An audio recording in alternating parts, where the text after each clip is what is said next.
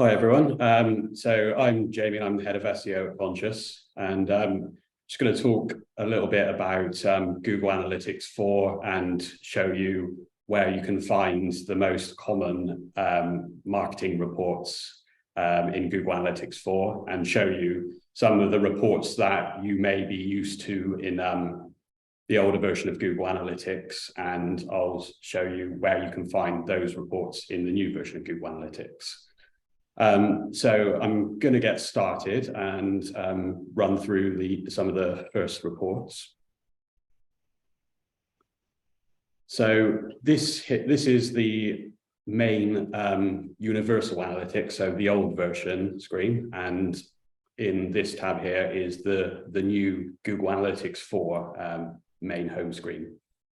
So at first glance, they're very similar. They have similar graphs here. You've got users and sessions. You've got like the live view here showing how many people are on your website at the moment. But the first thing I'm going to go through is one of the most common marketing reports, which is basically showing how many visitors you've had over a particular time period and where those visitors are coming from.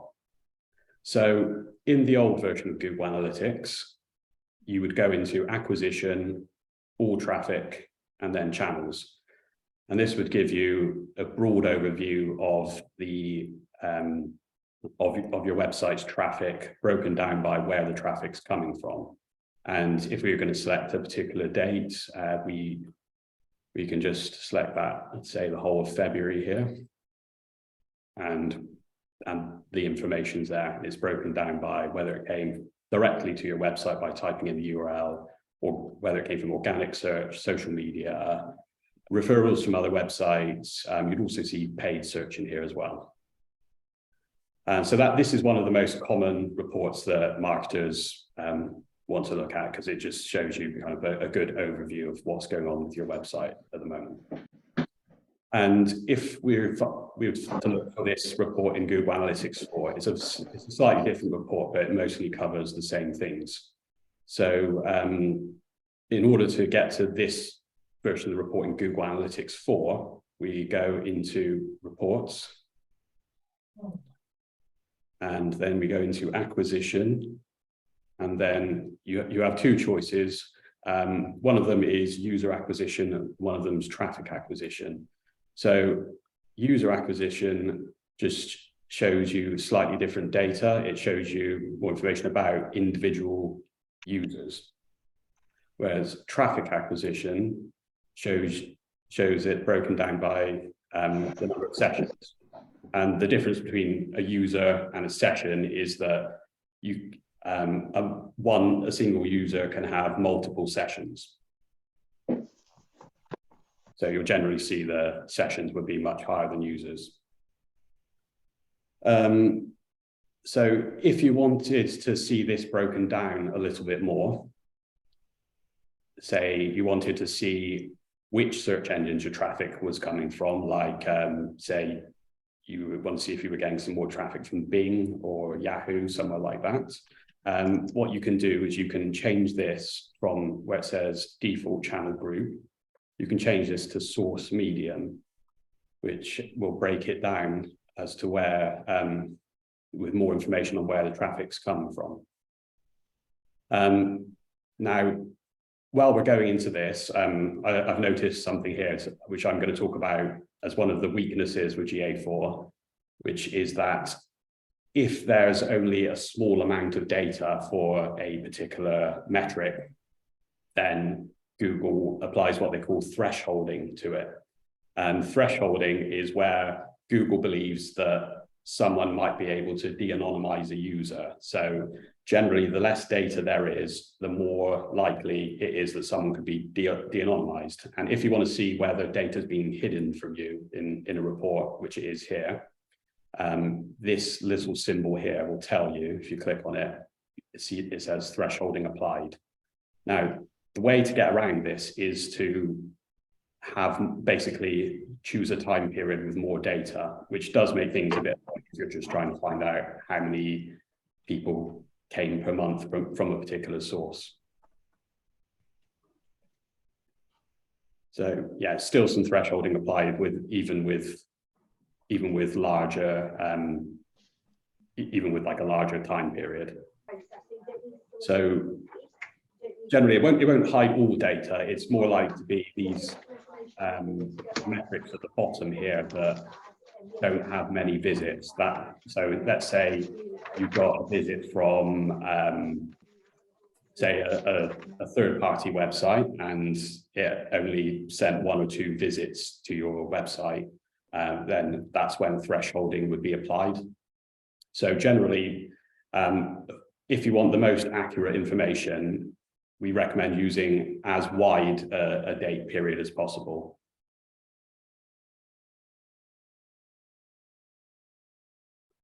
If you wanted to see how many, or let's say inquiry form fills came from a particular traffic source over a time period, what you can do is if you scroll over on the right here, you can select events. So if you've set up any Google Analytics for events on your site, like say form fills, maybe you're tracking phone calls, something like that. You've got a delay of like... You can actually select the individual event here. So we could say look at email address clicks through a particular say organic search. So over that time period, we've had 20 email address clicks from organic search. And another thing to look at as well on this report, which is another one of the key differences between Universal Analytics and GA4, is the engaged sessions metric. So in Universal Analytics, you had a metric called bounce rate, and what that measured was when someone visited your, say, a page on your website and then immediately left it without interacting with it at all. And there were a lot of issues with that, because not all content really needs to be interacted with. Like, for instance, maybe you have a blog post that's, you know, someone just lands on your site, reads it and leaves. That's counted as a bounce, even though it's not necessarily a terrible thing. So engaged sessions is the metric that replaces it, and what it counts is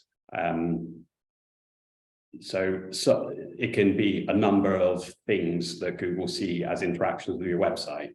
So let's use a blog again as an example. If under Universal Analytics, someone visited your website, read your blog and left, that would be classed as a bounce. But in Google Analytics 4, it can track things like whether somebody has scrolled through the page. It can track maybe clicks on little things that would be missed on under Universal Analytics. So what that means is that you can actually see whether somebody has done what you can always expect them to do on the content. You generally expect someone to read some content and then maybe visit another page or leave the site. So now that wouldn't be classed as the equivalent of a bounce. Jamie, we've had something come through in the chat that says, doesn't it also count time on page beyond a certain threshold as engaged?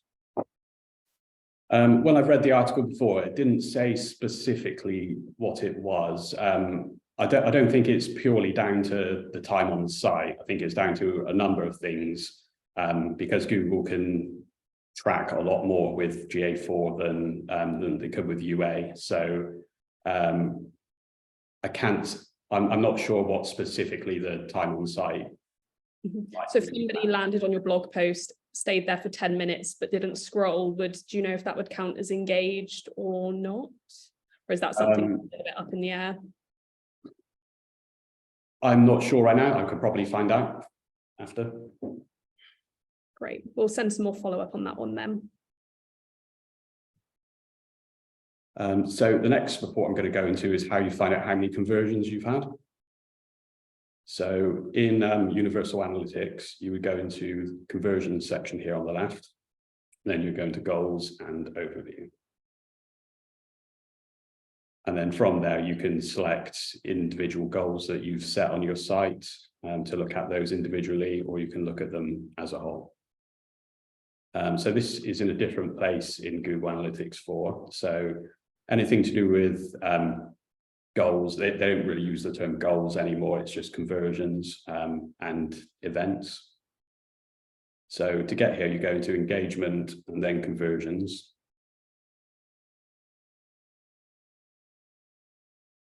And you can see the full list of conversions here.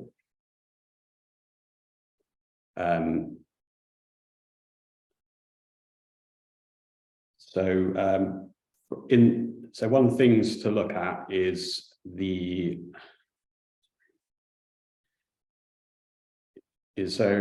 you look at conversions, you'll see that there can be multiple conversions for each user. So if you wanted to, let's say someone clicked on, you were tracking clicks on your phone number, and someone clicked it multiple times, that can be classed as multiple conversions. Whereas if you look at the total users figure instead, that will tell you how many individual users have converted. So I tend to use that metric instead. I find it's much more useful because some people sometimes accidentally submit inquiry forms twice. They might click phone numbers multiple times. It's really easy to trigger multiple conversions for one user. And this is another place where you'll often see data thresholding applied as well.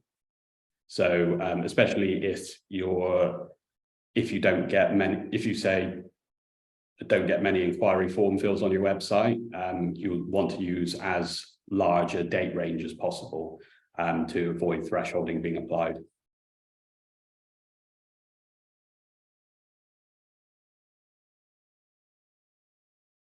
So the next bit I'm going to go into is the top landing pages section. So if you want to find out which pages are bringing most traffic to your site, as opposed to which pages simply have the most views, that's the landing pages report is what you want to look at. So in Universal Analytics, it would be under behavior, site content, and then landing pages.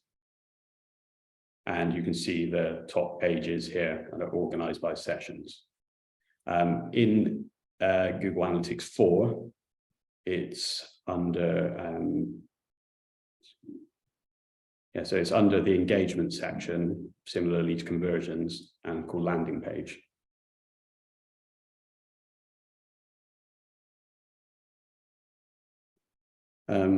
So this shows you the top list of landing pages, again, organized by sessions like in Universal Analytics. If you wanted to see what your top landing pages were from organic search or from paid search, what you can do is add a filter. And the way you add filters is this little plus symbol here. That you can filter it to include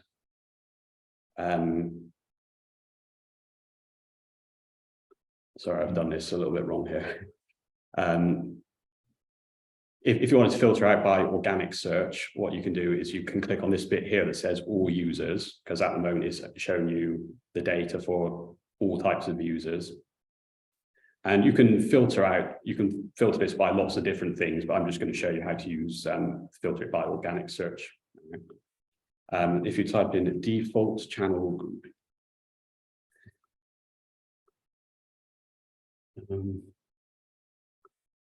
sorry, this actually worked for me earlier.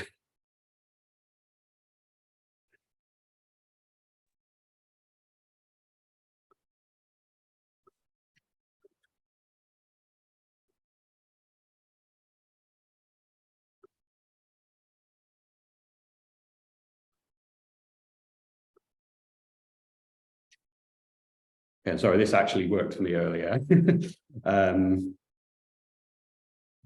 normally what you can do is you can go into type in the dimension here, default channel group, and then you can select organic search. For some reason it's not working. I have no idea why it's not working. Maybe I can do it through here. No, sorry about this. I don't know why it's not letting me do it right now. I'll move on to next bit. So, and to check your overall top pages, so this is not your landing pages, you go into pages and screens, and here it just shows you the number of well, your top pages, but organized by views. So a page can have multiple page views by the same person. It doesn't normally matter who where they came from or what page they landed on. It's just like purely on the number of views. And that's normally going to be the home page in most cases.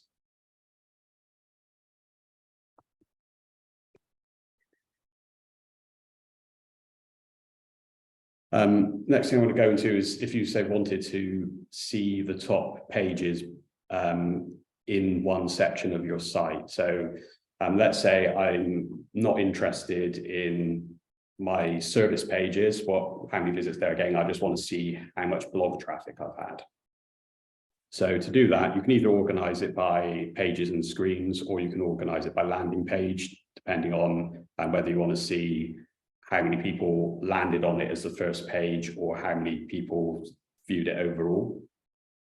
And to do that, we add in a filter, which it changes position. So if you scrolled down a bit, it's just here. If you're at the top of the page, it's here.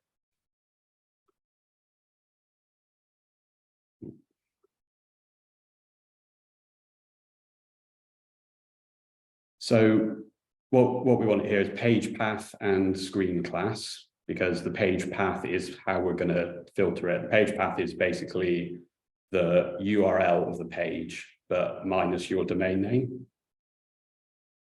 And so you can see all of them here, which basically all of the pages that Google's picked up on the site. And so if I want to filter it by blog, I can either scroll down and just click that, or I can start typing it in and then select it from there. You can select multiple different pages if you want to do so. And so you can see the summary here is include page path and screen class equals /site/blog. And then if you click apply, it should only show you that. But here we've got thresholding again, so it's not showing the full data. So I might need to expand that out. Yeah, and then it starts showing up again.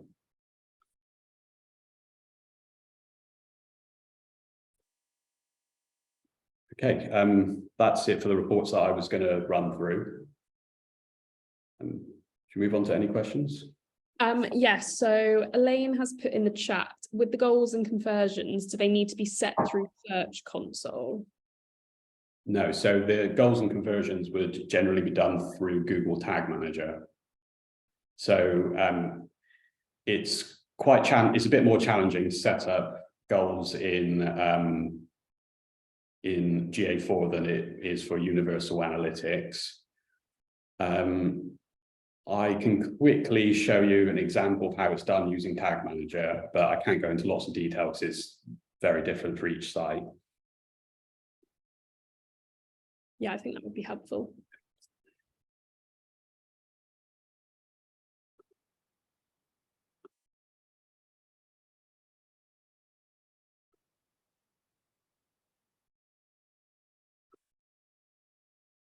So the way that GA4 goals are set up is everything has a trigger. So if I look at this one we have here for form submit. So when you set up a goal in Tag Manager, you need to make sure that it's set, that the type is set correctly. So as a GA4 event, when you set that up, you need things like your tracking code. But if you set up GA4 through Tag Manager anyway, as most sites will have, then you just select your GA4 config tag here.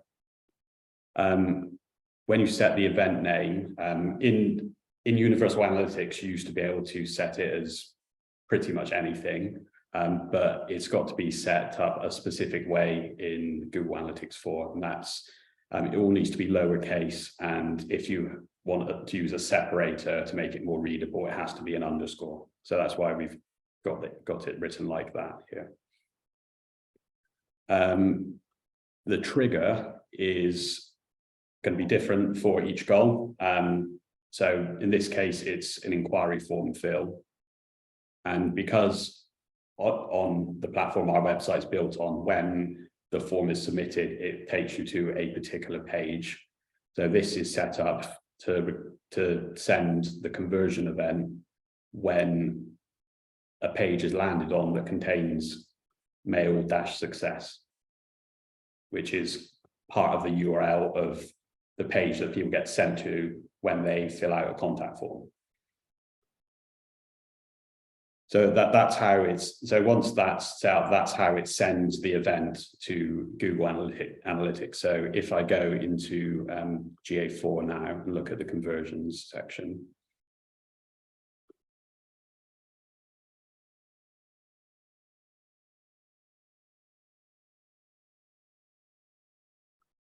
Oh, yeah, subject just got filtered out, isn't it?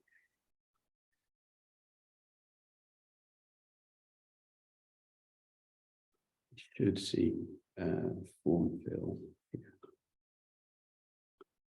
We've got a whole bunch of different forms, so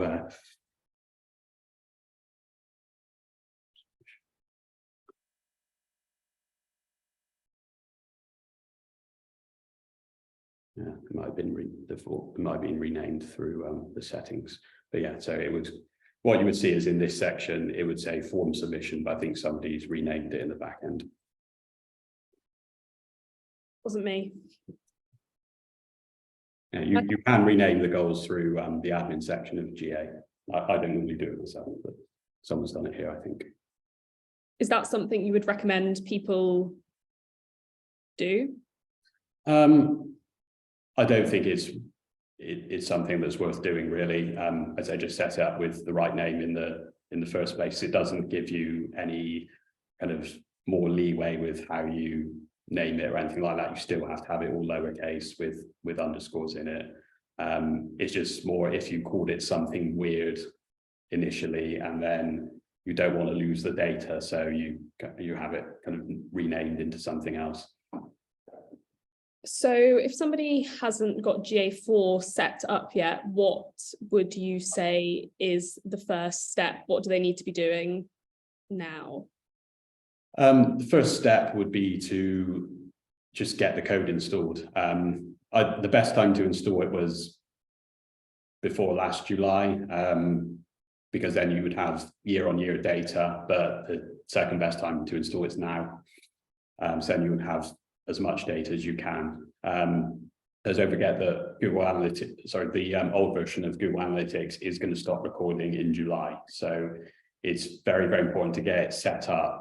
Not just so you have the data they're recording, but so that you know you've got it set up right, because GA4 is a lot more complicated to set up, unfortunately, and it's quite easy to make mistakes with, say, setting up certain goals or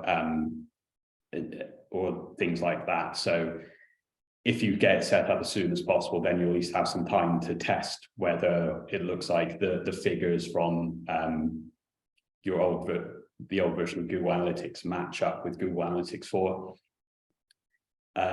Because it's quite easy to just make some small mistake, and sometimes like you can have them set up in exactly the same way, but one will record and the other won't, and you have to make a tweak to the other conversion event.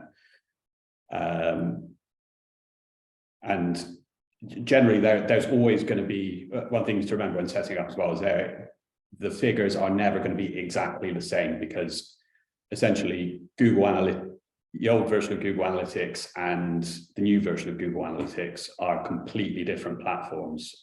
One isn't just an upgrade to the other. They're built on completely different code bases. So generally, I'd say if the figures are less than 10% out, it's probably fine. There might be some cases where it's a little bit more than that and there's no issues, but in most cases I've looked at, so I've set up a lot of these accounts now. Generally, like less than 10% is kind of, it's probably set up right. Great. So yeah, we do set up GA4 for our clients and transfer the data over. So Elaine has asked, do you look after our GA4 website? Will you be ensuring the data is transferred? And when would I start reporting via GA4 and not Universal Analytics? Would you say July? So one of the issues with GA4 is that you cannot transfer the old Universal Analytics data into GA4. So it's a completely new platform. We're hoping that Google does eventually come up with some way to do it, but as the data is that they both use is very, very different, it's likely that they won't. I'm looking into some ways to kind of like silo the old data away somewhere at the moment, so that it can still be accessed. Google said they'll leave the data for Universal Analytics in your account for at least 6 months after the switchover happens. So it shouldn't have. So you shouldn't lose your data for almost another year. I'm hoping that they kind of just backtrack on that in the end and just let us keep the old data under the old version of Google Analytics. It's very possible that they won't though. So I'm going to continue looking into ways to silo away that old data. As to the dashboard reports, Google Analytics 4 doesn't have automated dashboards that get emailed. But what we're going to do instead is we're going to create reports in Google Data Studio. Well, sorry, it's called Looker Studio now.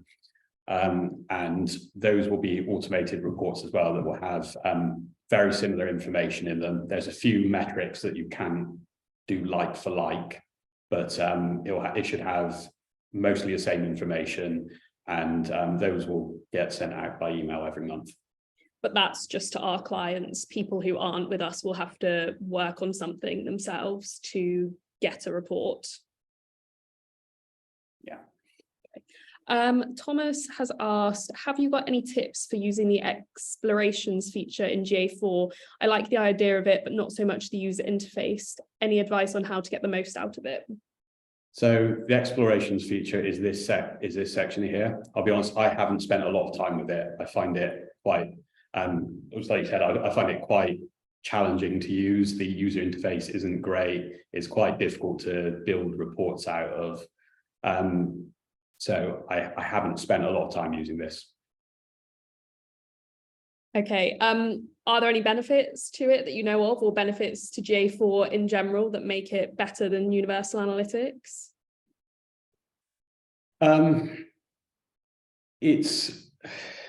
It's difficult to say. There are some benefits, but it's mostly for users rather than marketers. A lot of information that we used to have, we don't get anymore, or it's more difficult to use. Like the data thresholding is a big example of that. It just makes things much harder for us. And one thing to remember is that one of the reasons that Google has done this change, because Google's had this platform for ages. This has been previously their platform for app analytics. So if you install an app on your Android phone or on iOS, then it probably had a platform. It probably had an analytics platform installed called Firebase, which is what became GA4. So that's one of the reasons why it's a lot more awkward to use. And a lot of this move by Google is in response to GDPR, because the old version of Google Analytics has now been declared illegal to use in certain countries if it's under its default configuration. And so Google kind of had to do this to keep getting the data that they want as well, which is why you will see this push for what's called Google Signals, which is where Google use their own data from users that are logged into a Google account rather than cookies, because it kind of bypasses some of the privacy issues. Yeah, I don't think in its current form it's better for marketers. They are improving it all the time though. When I first started using it, which was probably about a year and a half ago, it was really bad. And I thought, I'm never going to want to use this. I'm going to want to move on to a different platform, but it is getting better all the time. Yeah, I think that's one of the things you've mentioned before with that report earlier that didn't quite work. They're still making updates and changes to it to make it easier for people to use, aren't they? So hopefully by July. Yeah, it's changing all the time. I remember last time I did a webinar on how to install Google Analytics, and I put together slides and everything on the Friday before the webinar. I think it was on, the webinar was on maybe the Monday or Tuesday, and it all changed over the weekend, and I had to wing it. So some other questions we had submitted before is how will ChatGPT affect Google Analytics 4? So essentially, they're completely different companies that run them. So Google Analytics 4 is Google products. ChatGPT is a product by OpenAI, who are kind of almost a consortium of people who've invested in, like Elon Musk and Microsoft. So they're very different products owned by completely different companies.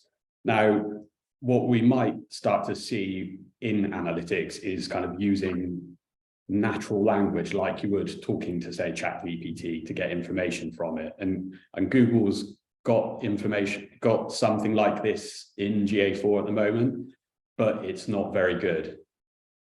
So you can see here, like, show me pages that have increased in traffic over last week. That's something I've searched for before. And it will take you to some reports that show that data. So there is something kind of like ChatGPT built into Google Analytics, but a lot of the time it's not brilliant. It kind of misinterprets what you're saying quite often. So I don't use it very often. Okay, hopefully that answers that question. Another question we had that Jamie and I have actually discussed, because we don't know the answer to it, but if any lawyers are on the call and know the answer, somebody wanted to know if the new GA4 will affect its accessibility in line with the Equality Act 2010. So yeah, I don't know if anyone has any further information about that they can put in the chat. Another question we got is, I haven't transferred my historic data. Is it too late? We've kind of discussed that, but do you want to go into more detail on that, Jamie, if you just answer the question again? Is it too late? So you're not necessarily going to lose all of your data if you can export it. So there are certain ways to say export that data into other analytics platforms, like for instance, you could install Matomo Analytics that have, and from there they have the ability to transfer all of your old Universal Analytics data into Matomo Analytics. I haven't tried that myself, so I can't say how well it works, but it is a feature that they offer if you want to use Matomo Analytics. Alternatively, there's the kind of basic way of doing it, which is essentially just exporting all of your data as a CSV file or Excel file, and then and then you could use, say, put that into Google Sheet and then connect it to Google Data Studio to so you can kind of have a dashboard of that information. I think exporting it is probably the best way to do it, because then you can you use it across different platforms. So if, say, you just imported it into another piece of analytics software, what happens then if you don't get on with that analytics software and want to take your data somewhere else? Then you might run into some problems. So every single report in Universal Analytics has an export feature here, where you can export it right into Google Sheets as an Excel file or as a CSV. What it spits out varies on the report that you're in. So it might take a bit of playing around to kind of understand exactly what it's going to give you. So say you wanted to export all of your data, all of your traffic month by month for the past 2 years, something like that. You can select the date range here. So let's say we just want to get 2021 and 2022.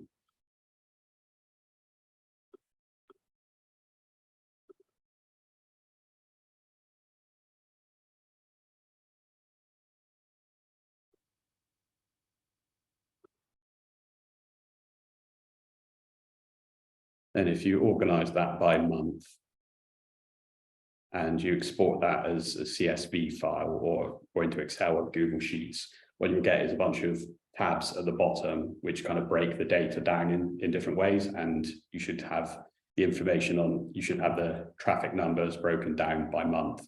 So if all you want is that kind of basic information, just you want to be able to compare how many visitors you had this year to last year, something like that should be enough. It's where you need to like drill into that data in detail, where it becomes a lot more complicated.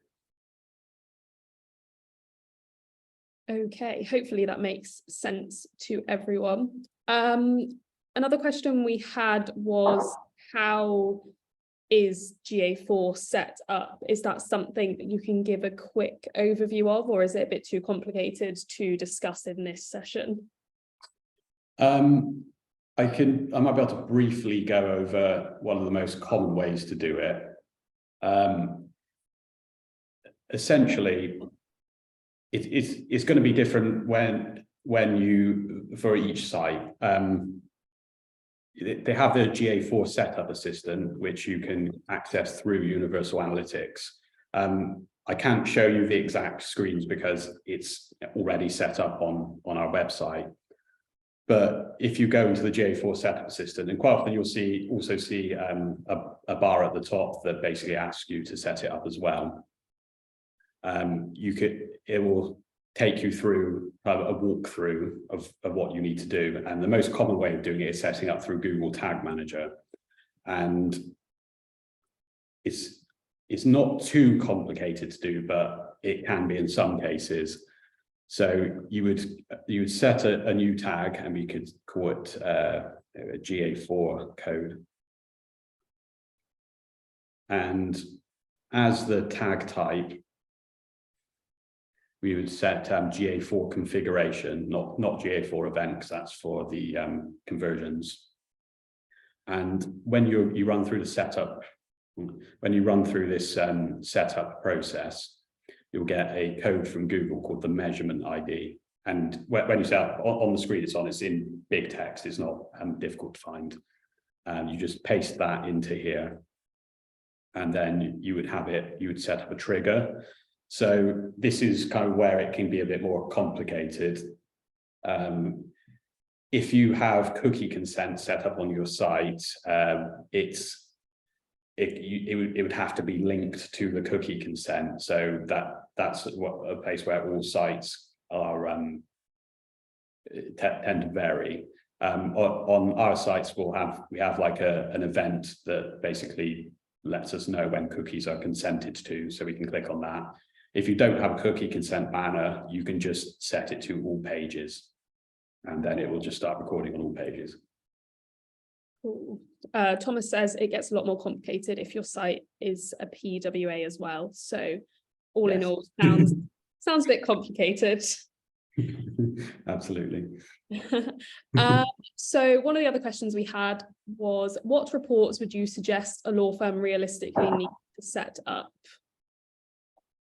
Well, most of the reports that you need are already in GA4. It's the most common ones that I use, for instance, are the traffic and user acquisition reports.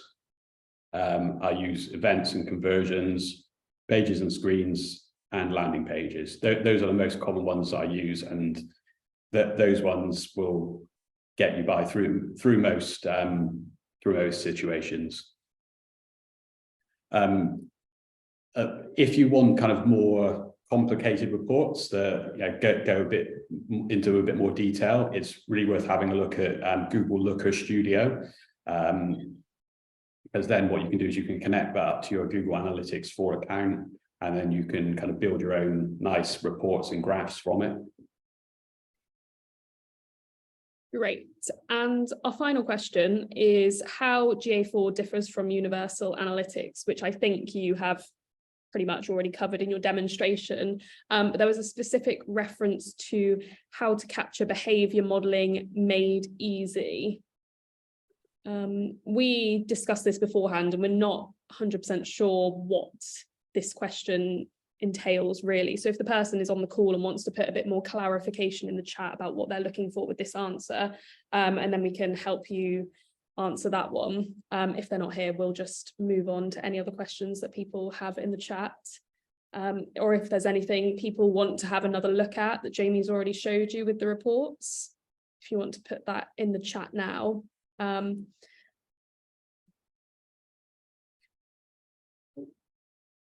You are very welcome, Sandy. Hopefully everyone has found this helpful and knows how to use Google Analytics 4 a bit more now. As we have recorded the session, we will be sending this out later this week, so you can obviously keep referring back to it when you're trying to view your own reports and if you forget how to access something. If you do have any further questions, you can contact myself or Jamie via email or on LinkedIn. We'll send out our details in a follow-up email. We'll just hang around for a couple more minutes to see if anything else comes through in the chat question-wise. Elaine says it's been super helpful.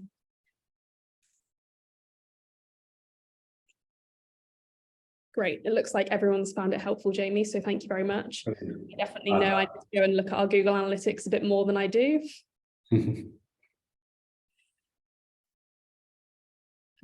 If you want to stop recording, Jamie, just in case anyone has any questions they want to ask off camera, we can stick around for a couple more minutes and see if anything else comes through, or if anyone wants to come off mute and ask anything.